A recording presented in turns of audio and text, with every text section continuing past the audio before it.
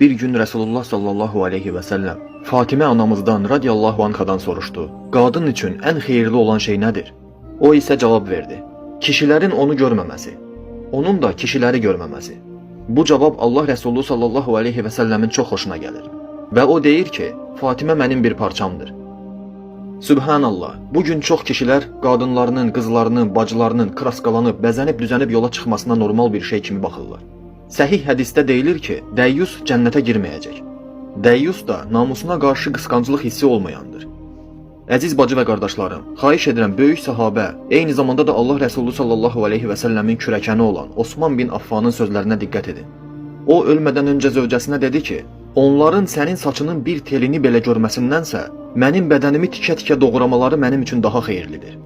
Subhanallah qardaşlar, bugün biz ümmət-i Muhammed olaraq necə də uzağıq bu kimi ideal insani keyfiyyətlərdən. Rəbbim biz